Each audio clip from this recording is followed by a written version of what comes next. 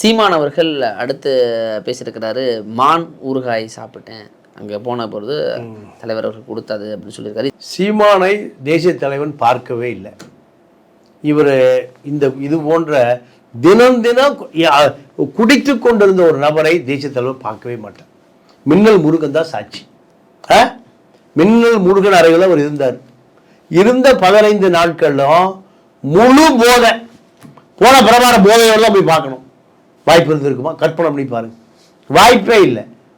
மின்னல் முருகனுடைய அறையில் மின்னல் முருகனும் அந்த எல்லாரும் படம் எடுத்த மின்னல் முருகனும் சீமானும் மூக்கு முட்டை தினம் குடித்துக் கொண்டிருந்தார்கள். புலிகளே வாய் குடி சாராயம் கொடுத்துருக்கான். அதான் பெரிய வேதனை. அந்த படம் எடுக்கணும்னா நான் சாராயம் குடிக்கணும், பிணவாடையா இருக்கு. யார் சொல்லு? மின்னல் முருகன் சொன்னது. எனக்கு நெருங்கிய நண்பன். அப்போ எங்களுக்கு மது இல்லாமல் என்னால் ஒரு நாள் இருக்க முடியாது. சினிமாக்காரன் பூரா சாராயத்தில் தான் குளிப்பான்.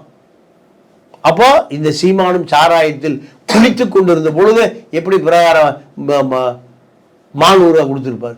ஊறுகாய் வேணா சரக்கு அடிச்சுட்டு வேணா பட்டை ஊறுகாய் வாங்கி நக்கியிருப்பார். மான் ஊறுகாய் அவ்வளவு இல்லைங்க, அவ்வளவும் பொய்யுங்க, அவ்வளவும் பொய். நீங்க பிரபாரம் படத்தை இவர் படத்தை மார்பிளிங் பண்ணியே நான் என்னவே ஏமாத்தி விட்டான்.